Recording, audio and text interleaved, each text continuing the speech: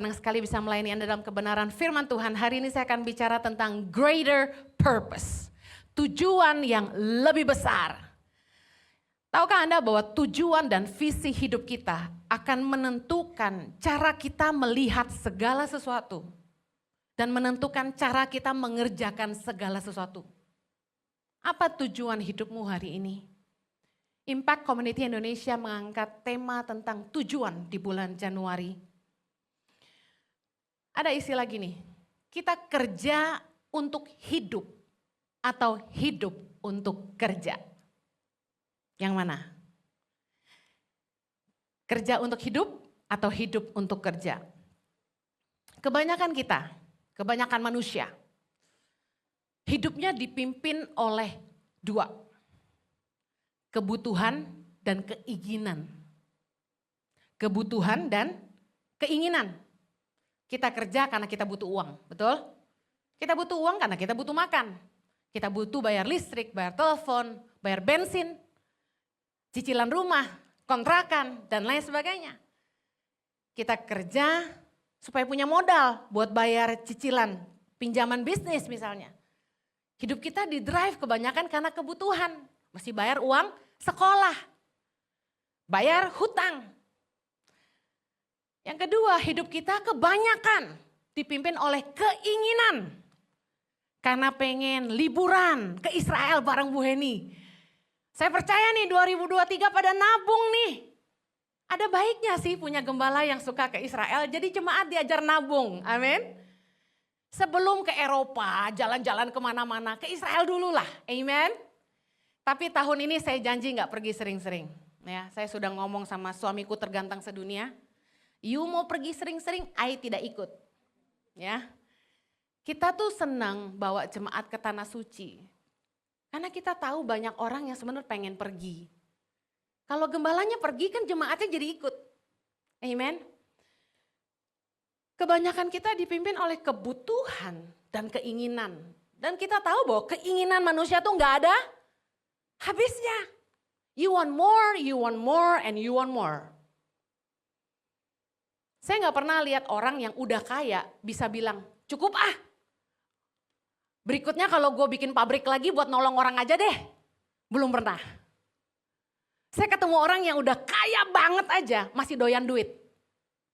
Padahal kadang-kadang saya mikir ya, itu duit udah triliunan. Emang habis sampai 7 turunan? Manusia selalu want more and want more.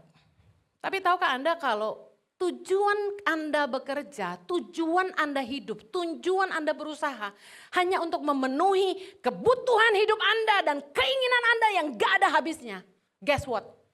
Anda bakal kelelahan, exhausted, stress, burnout, desperate, putus asa. Hidup di bawah tekanan, pressure. Kapan bisa kelar nyicil rumah, benar gak? Saya bisa merasakan perasaan Anda sebagai sesama pencicil rumah ya. Kapan nih kelar bayar gitu kan? Tapi saya ingin Anda punya cara pandang yang lebih besar bahwa kita harus punya tujuan yang lebih besar dari sekedar bekerja untuk memenuhi kebutuhan hidup dan untuk memenuhi keinginan kita. Coba bertanya pada diri Anda hari ini. Why am I doing what I'm doing? Kenapa saya mengerjakan yang saya kerjakan hari ini? Untuk apa? Masa cuma buat duit? Kemarin kami ke Jordan, mengantar jemaat ke Petra. Saya sudah akrab sama tour guide lokalnya, kami ngobrol di bus. Dia bilang gini, Ibu Heni, dia bukan orang Kristen ya, tapi dia curhat sama saya. Ibu Heni, saya capek sekali. Saya kerja tiap hari. Gak ada libur dia bilang. Setelah saya nganter Bu Heni, besok ada grup lagi. Selama 2 tahun ini dia bilang setelah pandemi saya kebut kejar terus karena saya selalu khawatir.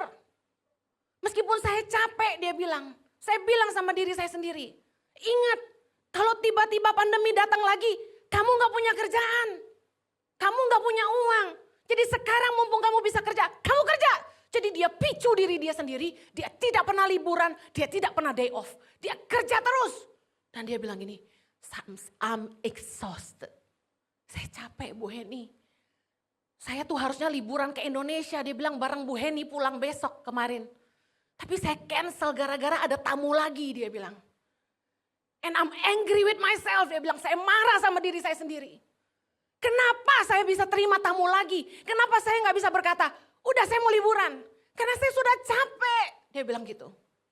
Tapi tiap kali saya bilang saya capek, dia bilang, saya teringat lagi. Hey, you don't know tomorrow. Kamu gak tahu apa yang terjadi besok. Kalau sampai pandemi datang lagi, kamu gak bisa kerja. Kerja mumpung bisa kerja. Jadi dia picu diri dia sendiri. Karena ketakutan akan masa depan. Banyak kita yang gitu. You worry too much. Terlalu khawatir. Makanya gak heran firman Tuhan ajarin kita. Kekhawatiran sehari cukup untuk sehari. Enough. Tentu kita harus belajar seperti semut kata firman Tuhan.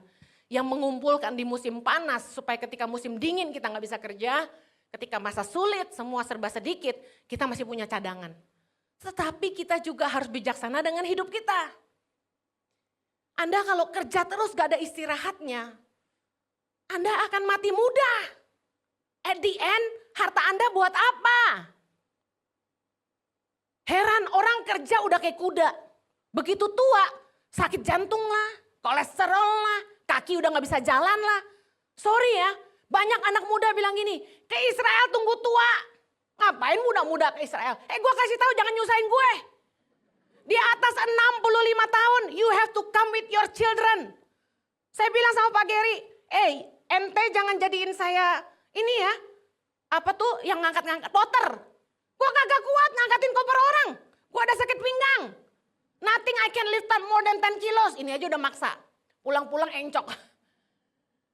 Saya bilang, mumpung masih muda Anda masih kuat. Nikmati hidup Anda. Makan yang Anda bisa makan. Ada duit juga bahasa Chinese-nya meyoyong. Benar gak? Udah kolesterol makan babi gak boleh, durian gak boleh, kambing gak boleh. Itu yang hao sing cimping kata orang. Justru kita mesti nikmati hidup kita. Jangan kerja. Gak ada habisnya. Dia bilang gini sama saya. Duit saya udah banyak Bu Heni. Saya udah bisa beli mobil. Saya udah bisa beli apartemen. Di Jordan loh. Dia bilang duitnya banyak. Karena saya kerja terus. Tapi saya gak istirahat. Mau ketemu mama saya aja yang saya sayang. Dia bilang gak ada waktu. Saya bilang gini. You have to have a purpose greater than money. Sama hari ini saya mau ngomong sama Anda. Tujuan hidup kita yang lebih besar daripada uang itu apa? Itu yang akan membuat hidup kita lebih semangat. Kita kerja tuh gak capek. Efesus 2 ayat 10, baca sama-sama. Karena kita ini buatan Allah. Diciptakan dalam Kristus Yesus sama-sama. Untuk melakukan pekerjaan baik yang dipersiapkan Allah sebelumnya. Ia mau supaya kita hidup di dalamnya. Amazing kata firman Tuhan. Bahwa Tuhan sudah mempersiapkan suatu pekerjaan baik untuk kita. Tuhan sudah siapin sebelumnya. Berarti Tuhan sudah punya desain atau purpose atau rencana buat hidup kita masing-masing. Amen.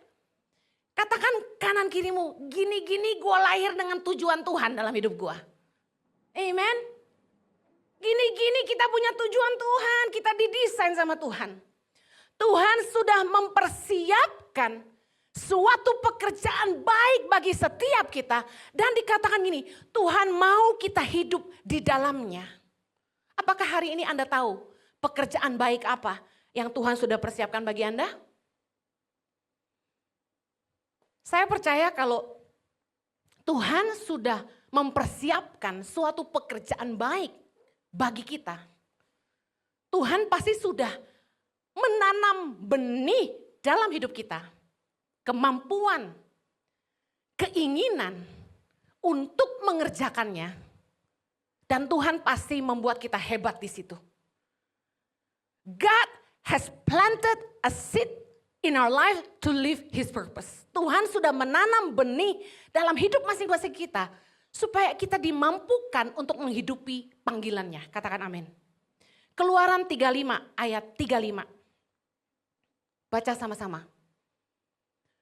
Keluaran 35, 3, 2, 1. Ia telah memenuhi mereka dengan keahlian untuk membuat segala macam pekerjaan seorang tukang, pekerjaan seorang ahli, pekerjaan seorang yang membuat tenunan yang berwarna-warna dari kain ungu tua, ungu muda, kain kirmizi dan lenan halus, dan pekerjaan seorang tukang tenun, yakni sebagai pelaksana segala macam pekerjaan dan perancang segala sesuatu. Wow.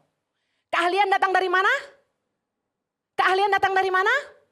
Tuhan, ia telah memenuhi mereka dengan keahlian. Katakan keahlian. Keluaran 36 ayat 2, baca lagi. Keluaran 36 ayat 2. Lalu Musa memanggil Bezaleel dan Aholiab dan setiap orang yang ahli, yang dalam hatinya telah ditanam Tuhan apa? Keahlian. Setiap orang yang tergerak hatinya untuk datang melakukan pekerjaan itu. Multimedia tahan. Ada dua kata yang saya highlight di sini sangat penting. Bahwa Tuhan menanam yang pertama keahlian, katakan keahlian. Yang kedua, setiap orang yang tergerak hatinya, katakan tergerak hatinya. Jadi ketika Tuhan punya rencana untuk kita mengerjakan sebuah pekerjaan baik, ada benih yang Tuhan tanam dalam hidup kita, yaitu yang pertama, keahlian, the ability, dan yang kedua, keinginan. Digerakkannya hati kita untuk melakukannya. Desire to do it. Kemampuan dan keinginan adalah benih dari Tuhan untuk menghidupi panggilannya. Apa sih yang Tuhan tanam dalam hati kita? Skill atau yang kita sebut dengan talent. Yang kedua, passion. Saya percaya bahwa tadi kita sudah belajar sama-sama bahwa keahlian itu ternyata datang dari Tuhan. Yang Tuhan tanam dalam hati kita. Demikian juga passion atau semangat untuk mengerjakannya itu datang dari Tuhan. Saya buktikan. Filipi 2 ayat 13. Filipi 2 ayat 13, silakan multimedia. Karena Allah lah yang mengerjakan di dalam kamu baik kemauan maupun pekerjaan menurut kerelaannya. Dalam terjemahan TSI, bagus sekali. Karena Allah lah yang memberikan keinginan bahkan kemampuan kepada kita masing-masing untuk melakukan hal-hal yang menyenangkan hatinya. Yaitu hal-hal yang dia desain buat kita. Tuhan tuh punya kehendak dalam hidup setiap kita. Dan apa yang menyenangkan dia adalah ketika kita mengerjakan apa yang jadi kehendaknya. Amen. Nah, jadi kalau Tuhan yang memberikan passion atau gairah dan ability atau kemampuan kepada kita untuk mengerjakan kehendaknya. Pertanyaannya saya adalah gini. Apa passion dan ability Anda? Banyak anak-anak itu waktu sekolah, saya katakan sejujur-jujurnya. Sistem pendidikan di Indonesia keliru. Sudah bukan berita baru. Anak lulusan SMA nggak tahu mau kuliah apa. Mereka bingung. Kenapa?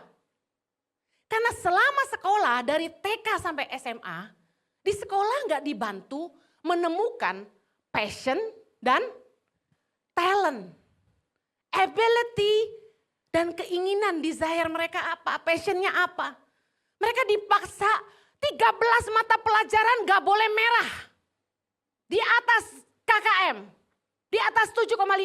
Peduli amat, lu ngerti gak ngerti, semua mesti bisa. Saya bingung ya, gurunya aja ada 20 satu sekolah katakan. Tapi tuh murid mesti jago 13 mata pelajaran. Fair gak kira-kira? Satu murid mesti bisa semua 13 pelajaran, tapi yang ngajar gurunya 13. Gak fair. Kalau emang ada orang yang bisa jago 13 mata pelajaran, tiap sekolah punya satu kelas satu guru aja. Serius bener gak? Kita maksa anak kita. Kenapa rapot merah? Nih siapa nih yang suka marahin anaknya kalau rapotnya merah? Nih baharui pikiranmu. Anda aja sekolah Anda tahu susah gak? Saya kasih tahu kenapa anak-anak itu ada yang pinter menurut akademis, ada yang enggak. Karena kecerdasan tiap anak beda-beda. Yang jago ngafal pasti akademisnya pinter. Sebenarnya dia kagak ngerti lagi. Dia hafal mati aja. Yang penting rapot gue jangan merah, bener gak? Ada yang hoki, cap cip cup, A B C D, bener semua. Saya nggak pernah maksa anak saya juara, saya nggak pernah maksa anak saya harus ranking 10 atau ranking 1, nggak ada. Do your best, asalkan lewat KKM. Jangan sampai dibilang bodoh-bodoh banget gitu loh. Karena saya pengen bantu anak saya menemukan sebenarnya passion dia apa. Kadang-kadang orang tua tuh bangga, anak gue juara 1 dalam hati gue. Belum tentu besok-besok hebat. Karena teman saya yang bandel, yang nilainya jelek, hari ini kaya. Sukses, kenapa? Kecerdasan tiap anak beda. Talent makes you so good in doing something. But calling makes you so passionate in doing it. Ini dua hal yang berbeda. Talenta, keahlian membuat kita hebat. Tapi passion yang bikin kita semangat. Orang pinter belum tentu bisa ngajar orang lain kan? Kalau Anda ingin menemukan pekerjaan baik apa yang Tuhan sudah siapkan bagi Anda, mari gali minat dan bakatmu. Bukti Tuhan menanamkan keahlian dalam hati kita adalah ini. Pertama, banyak orang yang lahir dengan autodidak. Kemampuan alami yang muncul dari hati.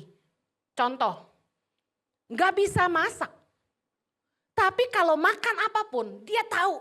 Ini pakai bawang merah, bawang putih. Oh ini gak pakai jinten. Oh kurang daun jeruk. Kok bisa tahu? Katanya dia doyan makan. Enggak semua orang doyan makan bisa masak. Ada pengusaha yang saya ketemu. Dia cuma lulusan SD. Tapi bisa bikin pabrik. Hebat gak? Dari mana dia bisa bikin gitu? Lahir dari kecerdasan yang Tuhan tanam dalam hatinya, keahlian. Dia sekali lihat orang bikin apa gitu ya. Misalnya pelampung, Anda tahu di pinggir laut sekarang, pinggir pantai. Dibikin pelampung-pelampung jadi sejenis fiber, jadi kayak jerigen gitu ya. Seperti bahan jerigen. Diinjek kita bisa jalan di atas air. Pernah? Nah dia lihat orang itu bikin, dia bisa bikin. Ada keahlian yang Tuhan tanam dalam hati orang, tanpa sekolah dia ngerti caranya. Habis ini anak-anak pada nggak mau sekolah, jangan ya. Ada pengusaha-pengusaha yang lahir dengan insting bisnis yang hebat, walaupun gak pernah kuliah bisnis tuh.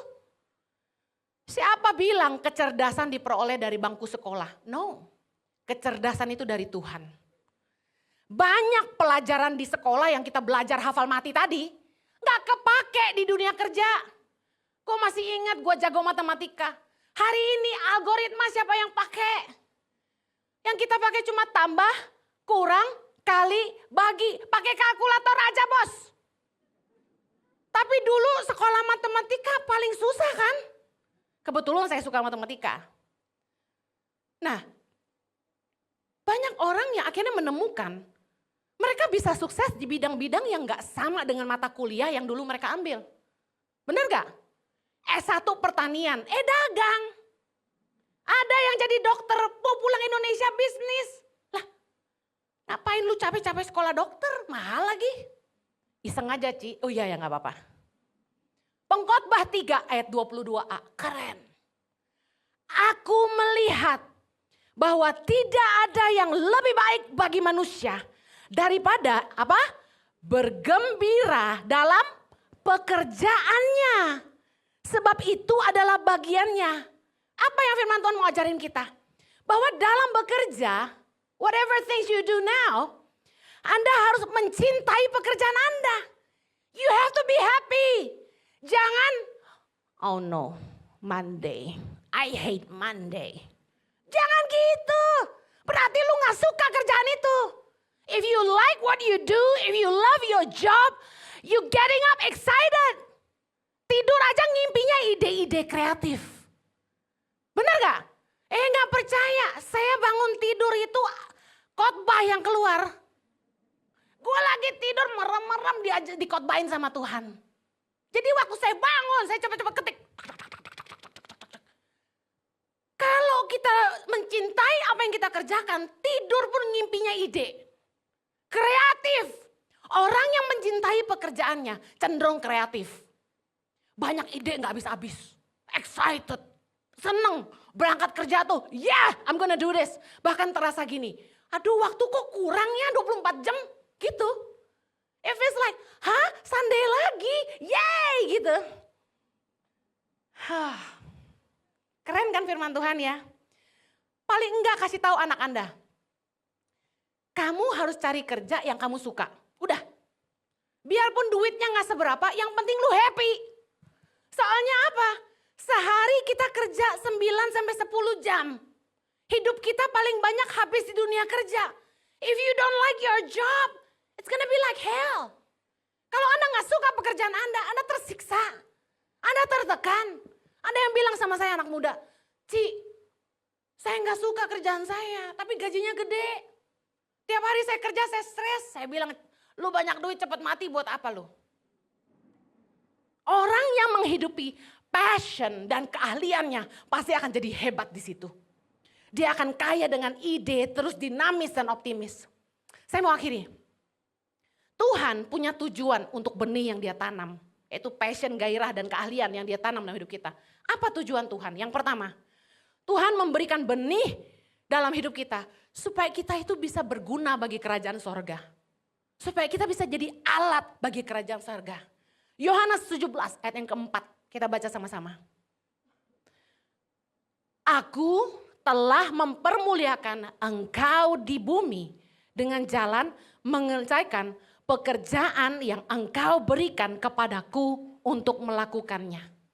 Listen, pakai pekerjaanmu, pakai usahamu untuk mempermuliakan Tuhan di bumi. Amen. Yesus berkata, aku telah mempermuliakan engkau Bapaknya di bumi. Dengan jalan menyelesaikan pekerjaan yang engkau berikan kepadaku untuk melakukannya. Apakah hari ini Tuhan dipermuliakan dalam pekerjaanmu? Harusnya selama kita hidup di dunia ini, kita pakai benar-benar benih yang Tuhan tanam untuk mempermuliakan Bapa. Bicara soal bekerja untuk kerajaan sorga, mempermuliakan Tuhan dalam hidup kita. Tidak selalu harus menguntungkan kita secara materi. Tapi saya percaya orang-orang yang mencintai Tuhan gak akan hitung-hitungan. Mereka akan pakai keahlian yang Tuhan tanam dalam hidupnya untuk kemuliaan Tuhan. Contoh, gereja ICI ini kan baru buka. Kami gak punya tim dekorasi. Sedih dah. Waktu Natal, ala kadarnya. Lihat guanya kan kemarin kan, parah. Gak ada tim dekorasi. Saya lihat di gereja orang bagus-bagus tiap bulan temanya. Tapi masalahnya tiap kali orang datang ke saya. Gak ada yang bisa dekorasi. Dan maaf ya, ada yang orang yang saya tahu ahli dibilang art, saya dekati, bisa tolong bantuin kami bikin kostum ini buat sekolah minggu. Mahal. Heran gua. Kan sudah diberkati ya kan di pekerjaan, udah diberkati di bisnis. Kenapa giliran pelayanan cari untung aja gitu loh. Firman Tuhan mengajar kita. Ada benih yang memang harus kita tabur. Ada roti yang untuk kita makan, benar gak? 2 Korintus 9 ayat 10. Ia yang menyediakan benih bagi penabur dan roti untuk dimakan. Ia juga akan menyediakan benih bagi kamu. Ingat benih bagi dalam kita. Dan melipat gandakannya dan menumbuhkan buah-buah kebenaranmu. Mari jadi berkat buat pekerjaan Tuhan. Jangan cari untung aja dalam pelayanan. Contoh lagi. Pelayanan tuh gak cuma di mimbar, di asyir. Yuk bantu orang keluar dari kemiskinan. Bantu saya mikir yuk. Tuhan bilang sama saya, Henny keluarkan orang dari kemiskinan. Saya pusing. Tadi Anda lihat video. Gerobak sampah, bagus gak? Itu ide saya. Saya bilang sama si Mison, anak saya dari Papua. Mison, jangan bagi sembako terus. Makan seminggu habis. Bantu mereka supaya mereka mandiri, berdiri di atas kaki mereka sendiri. Cari tahu, gerobak mereka rusak gak? Mereka nyewa gak tuh gerobak? Kita bikinin. 1 gerobak berapa juta? Mahal loh. Kita kasih cuma-cuma. Saya bilang bikin yang bagus. Satu hari saya jalan, saya lihat tukang sampah, angkat gerobak tuh gini. Setengah mati, rodanya 2 berat lagi. Pernah lihat kan? Saya bilang, kenapa nggak pakai roda 3? Jadi tinggal dorong. Saya bilang sama anak saya, cari. Saya desain, bikin. Pikirin kita bisa bantu orang keluar dari kemiskinan. Gimana caranya? Itu pelayanan, itu benih. Seharusnya yang bantu saya mikirin kayak beginian tuh pengusaha. Anda kan kaya ide. Saya nggak punya ide-ide bisnis karena saya bukan pedagang. Harusnya kalau orang tuh jago bisnis, dia bisa pakai keahlian itu untuk bangunin bisnis buat orang lain. Jangan bilang gini, udah punya 3 perusahaan masih bangun lagi buat anaknya, bangun lagi buat cucunya, bangun lagi buat cicitnya. Ampun deh lo. Apa yang Anda bawa ke sorga nanti? Jangan melakukan segala sesuatu hanya untuk uang terus. Kalau untuk segala sesuatu yang kita kerjakan kita harus dapat bayaran, lalu apa yang kita mau tabur buat kekekalan? Karena apa yang kita nggak dibayar itu yang masuk hitungan sorga. Anda nolong orang nggak terima kasih, upahmu lebih besar lagi. Anda bantu orang, Anda dibayar, upahmu segitu aja kata firman Tuhan. Sesungguhnya mereka sudah mendapat upahnya kata firman Tuhan. Tapi kalau Anda nolong orang dan itu nggak dapat balasan, balasannya tuh di kerajaan sorga. Yesus jelas ngomong gitu. Mari pakai benih yang Tuhan tanam dalam hidup kita. Jangan hanya untuk jadi kaya, tapi mengerjakan kehendaknya dan mempermuliakan namanya. Kalau orang Kristen semua baik, nolong orang terus, Yesus dipermuliakan gak? Yang terakhir, Tuhan memberikan benih dan keahlian dan passion dalam hidup kita.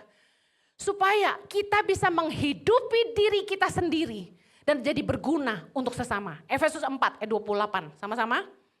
Orang yang mencuri, janganlah mencuri lagi. Tetapi baiklah ia bekerja keras dan melakukan pekerjaan yang baik dengan tangannya sendiri supaya ia dapat membagikan sesuatu kepada orang yang berkekurangan. Kita harus bekerja untuk hidup, bukan mencuri untuk hidup. Kita harus menghidupi diri kita sendiri dan Tuhan bilang ini, berguna untuk sesama. Jadi kita kerja tuh bukan cuma buat kita bisa jadi berkat buat orang lain. Blessed to be a blessing, amen. Hidup ini bukan hanya untuk kaya, tapi jadi berguna bagi sesama dan kerajaan sorga. Kita cari uang gak akan ada habisnya. Pengkhotbah 5 ayat 9 berkata, siapa mencintai uang tidak akan puas dengan uang. Siapa mencintai kekayaan tidak akan puas dengan penghasilannya. Orang yang cinta uang gak akan berkata cukup. Seberapapun penghasilan orang, seberapa kaya pun gak ada puasnya. Saya kasih tahu gini, kalau Anda bangun usaha hanya dengan tujuan gue pengen makin kaya, gak heran orang tuh akan melakukan segala cara sekalipun akan merugikan sesama, bahkan menindas orang lemah, betul? Dengar baik, Yesus berkata dalam Lukas 9 ayat 25, apa gunanya seorang memperoleh seluruh dunia, tetapi ia membinasakan atau merugikan dirinya sendiri. Saya sedih lihat orang tuh gak ada puasnya. Berapa banyak temen tega makan temen, saudara tega nipu saudara. Bukankah Yudas menjual Yesus hanya untuk 30 keping uang perak? Kurang hebat apa Yesus? Masa gagal memuridkan? Tidak. Semua keputusan hati orang. Amen. Kita semua udah dengar khotbah berapa ribu kali. Mau berubah enggak keputusan di tangan Anda? Kenapa sih orang tuh bisa jahat sama orang? Saya lihat cuma satu, keserakahan dan cinta uang. Makanya gak heran firman Tuhan berkata dalam 1 Timotius 6 ayat 10 bahwa cinta akan uang adalah akar segala kejahatan. Saya mau tutup. Anda bangun bisnis buat apa? Bangunlah bisnis yang tujuannya lebih besar daripada sekedar menjadi kaya. Contoh, ciptakan lapangan pekerjaan supaya mengurangi angka pengangguran. Kedua, bikin usaha yang menjawab kebutuhan masyarakat. Pikirin, oh masyarakat butuh ini, bikinin. Bangun usaha yang bisa nolong orang. Jangan lagi memperdaya tapi memberdaya orang lain. Ciptakan aplikasi-aplikasi atau alat-alat yang bisa membantu orang untuk bisa berkarya mulai dari rumah. Contohnya, bekerjalah bagi yang bekerja. Bekerjalah untuk tujuan yang lebih besar dari sekedar mendapat upah. Kerja jangan hanya makan gaji buta. Keberadaan kita dimanapun, organisasi, perusahaan, pelayanan harusnya jadi berkat. Mari perbaiki apa yang salah. Tingkatkan apa yang kurang. Keberadaan Anda harus menguntungkan perusahaan di mana Anda bekerja. Mari bantu perusahaanmu memperbesar omset, menambah aset, menambal apa yang bocor. Jangan sampai tujuan hidup kita cuma jadi kaya, kaya, dan kaya. Saya akhiri. Jangan selalu menilai segala sesuatu dengan uang. Jangan tujuanmu cuma jadi kaya. Karena cara Anda memandang hidup ini dipengaruhi oleh tujuanmu. Kalau tujuan Anda adalah mau jadi berkat yang mempermuliakan Allah, Anda pengen jadi berkat bagi sesama, cara Anda mengelola perusahaan, cara Anda bekerja, cara Anda melakukan segala sesuatu pasti beda. Amen. Anda akan mikir, pertimbangan hatimu selalu gini, kalau aku bikin begini jadi berkat gak? Kalau aku bikin begini Tuhan dipermuliakan gak? Saya berdoa cara pikir Anda diperbaharui Tuhan pagi hari ini. Amen.